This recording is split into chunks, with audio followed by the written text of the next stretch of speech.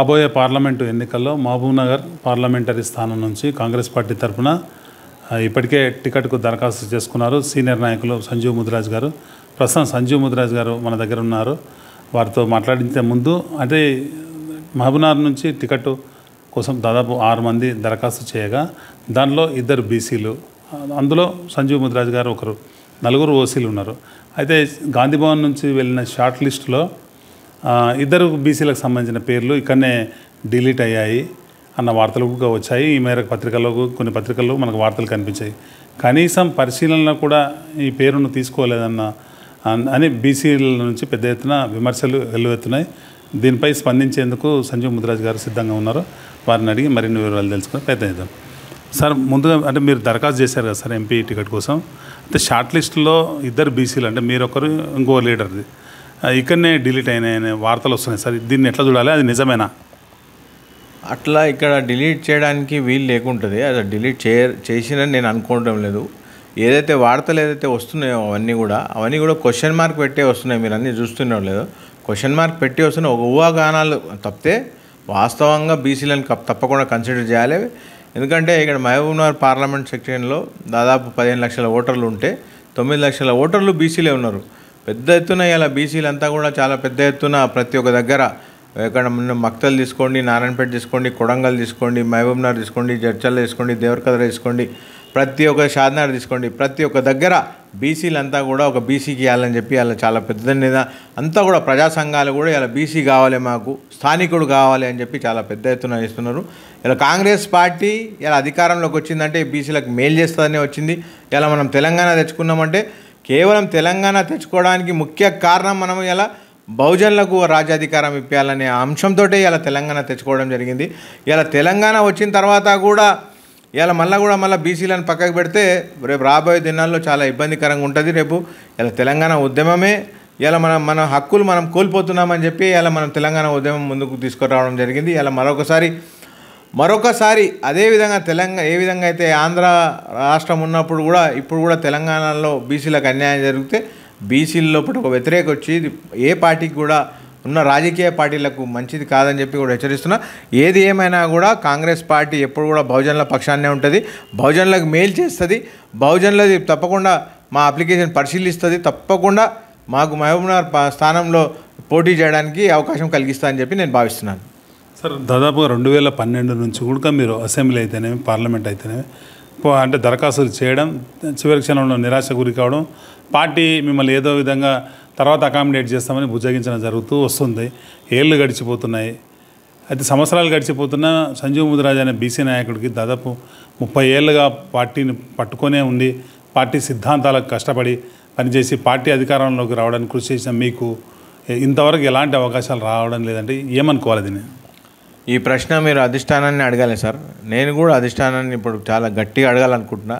నా లోపల ఏమి లోపం ఉంది, ఏ విధంగా నేను అర్హుని కాదు, ఎమ్మెల్యే టికెట్ అడిగితే పోస్ట్పోన్ చేస్తారు, ఎంపీ టికెట్ అడిగితే ఏదో కారణం చెప్పి పక్కకు పెడతారు.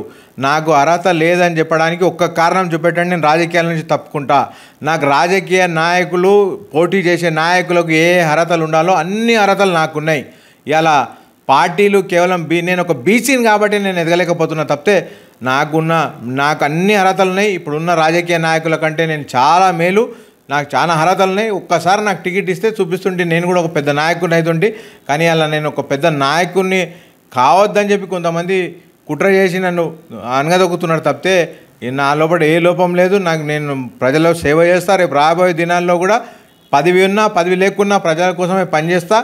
రేపు నా ముఖ్య అంశం తర్వాత ఇలా మనం చూస్తున్నాం, ఇలా ప్రతి ఒక్కరు కూడా చూస్తున్నారు, ఒక్కసారి చూడాల్సిన అవసరం ఉంది. ఇలా బీసీ నాయకత్వాన్ని మొత్తం అణచివేయడానికి అన్ని పార్టీలు ప్రయత్నిస్తున్నాయి. ఇలా బీసీ నాయకత్వాన్ని అణచివేస్తే రాబోయే 10 సంవత్సరాల తర్వాత ఒక బీసీ నాయకుడు కూడా మీరు దేవులాడితే దొరకడు. ఎస్సీ ఎస్టీలకి ఇలా రాజ్యాంగం హక్కు కల్పించింది, కానీ బీసీలకి ఇలా హక్కు కల్పించలేదు. ఇలా బీసీల చట్టసభల్లో రిజర్వేషన్ రావడం చాలా చాలా అవసరము. లేకపోతే బీసీలకు ఇలా ఎక్కడ కూడా రాజ్యాధికారం వైపు చూసే అవకాశం ఉండదు. ఇలా బీసీలకు కొంతమంది బీసీలు ఇలా మొత్తం రాష్ట్రంలో ఉన్న చాలా తక్కువలో ముద్రాజుల సంఖ్య ఇలా 50 లక్షలు ఉన్న ముద్రాజుల సంఖ్య ఇలా నేను ఒక్కరిని నేను పార్లమెంట్ టికెట్ అడిగితే కూడా ఒక్కరిని ముందుకు వచ్చి పార్లమెంట్ టికెట్ అడిగితే ఇవ్వలేని పరిస్థితులు ఇలా కాంగ్రెస్ పార్టీ ఉంటే దానికి ఏ విధంగా ముదిరాజుల ఓట్లు కానీ బీసీల ఓట్లు కానీ మీరు తీసుకుంటారు, ఏ విధంగా మీరు ముందుకు పోతారు? ఇలా కాంగ్రెస్ పార్టీని ముందుకు అందరం కూడా కార్యకర్తలం కష్టపడి ముందుకు తీసుకొచ్చినాం, కాంగ్రెస్ పార్టీ నిలబడడం, ఇలా అధికారం వచ్చింది.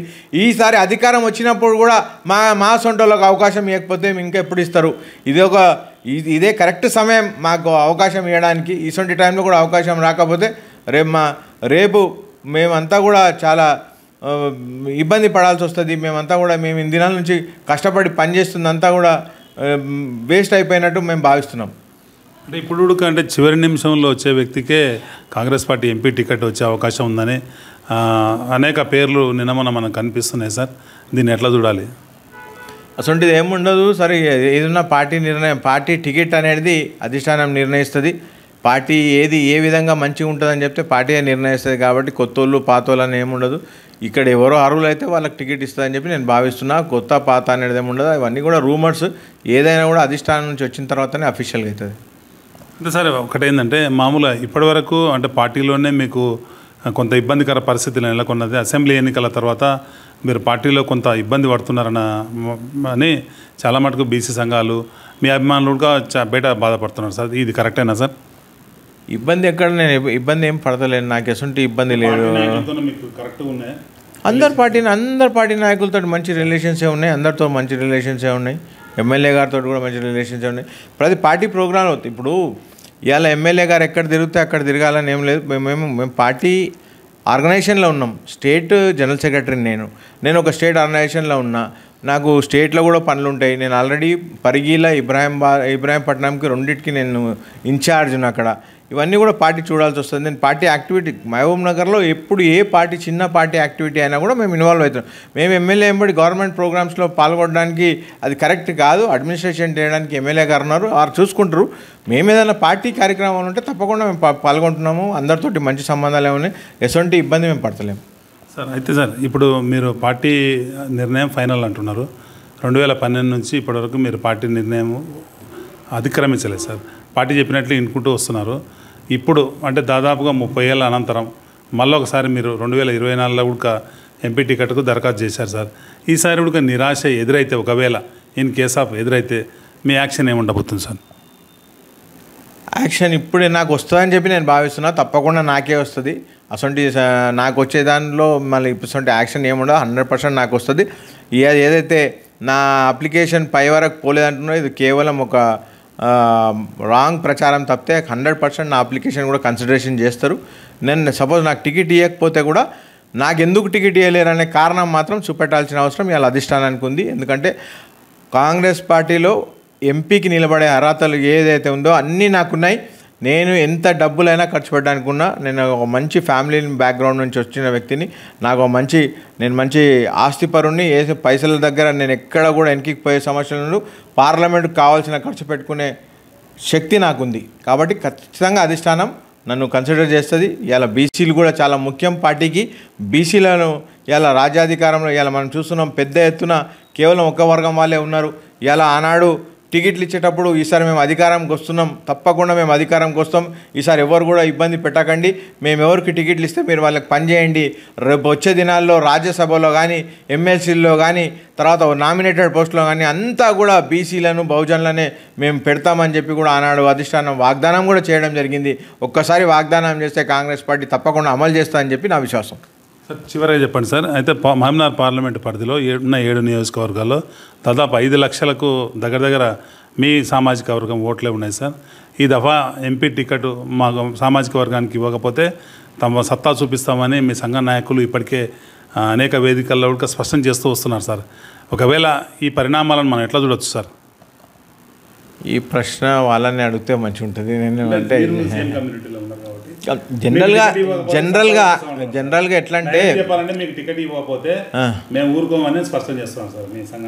అది అందరు చెప్తున్నారు. ప్రతి ఒక్కరి ఆశ. నేను మా సంఘం ఒకటే కాదు, దాదాపు ఉన్న మహబూబ్ నగర్లో ఉన్న బీసీలు కానీ డెవలప్మెంట్ ఫోరం సభ్యులు కానీ ఎవరైనా కూడా ఒక స్థానికుడు 30 ఏళ్ళ నుంచి మా మధ్యలోనే ఉన్నాడు, మా ఇటువంటి వ్యక్తికి మాకు టికెట్ ఇస్తే మేము అన్ని విధాలుగా మాకు మంచిగా పనిచేసుకోవడానికి వీలుంటుంది, మేము ఏదైతే అనుకుంటున్నామో ఆ విధమైన డెవలప్మెంట్ చేసుకోవడానికి మాకు అవకాశం ఉంటుంది, మేము కూడా ఎదగడానికి అవకాశం ఉంటుంది, మాకు కూడా ఎక్కడెక్కడ కొన్ని అవకాశాలను ముందుకు తీసుకుపోయే నాయకుడు సంజీవ్ ముదిరాజ్. కాబట్టి సంజీవ్ ముదిరాజ్ నాయకత్వంలో ఇంకా చాలామంది మంది నాయకత్వం వహించే అవకాశాలు ఉన్నాయని చెప్పి అందరు భావిస్తున్నారు.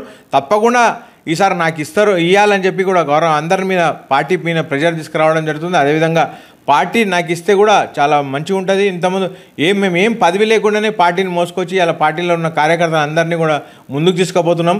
ఇలా మేము కేసులు పెట్టుకొని ఇలా కూడా పొద్దున్న ఒక కేసుకు పోయొచ్చిన, పొద్దున్న మా ఒక ధర్నా కేసులో ఇలా కూడా కోర్టుకు తిరుగుతున్నా. రోజు మేమేమో కోర్టులకు తిరగాలి, మేము ఎడ్యుటేషన్ చేయాలి, రోడ్ల మీదకి రావాలి, పని చేయాలి, కష్టపడాలి. ఇలా టికెట్లు ఏమో వేరేలోకి వస్తున్నాయి.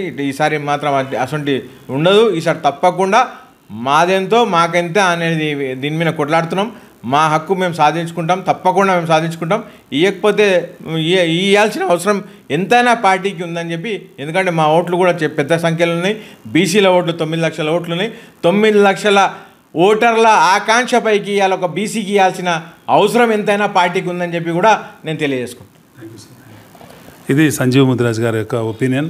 తప్పనిసరిగా Mahabubnagar parliament ticket Congress party అధిష్టానం తనకే కేటాయిస్తుందని ఆయన చెప్తూ వస్తున్నారు. దాదాపు 30 ఏళ్ల పైచీలకు అనేక నిరాశలు ఎదురైనప్పటికీ ఈ దఫా మాత్రం తనకు పూర్తి స్థాయిలో సంపూర్ణ విశ్వాసం ఉందని, టికెట్ తనకే వస్తుందని ఆయన స్పష్టం చేస్తున్నారు. అదేవిధంగా అంటే పార్టీలో దాదాపుగా ఇవాళ కూడా కొన్ని కేసులకు అటెండ్ అయ్యి కావాల్సి వచ్చింది. పార్టీ ప్రతిపక్షంలో ఉన్నప్పుడు ఆనాటి అధికార పార్టీ అవలంబించిన ప్రజా వ్యతిరేక విధానాలపై పోరాటాలు చేసిన తమకు కేసులు, కోర్టుల చుట్టూ తిరగడం బహుమానాలుగా మిగిలాయని ఆయన ఆవేదన వ్యక్తం చేస్తున్నారు.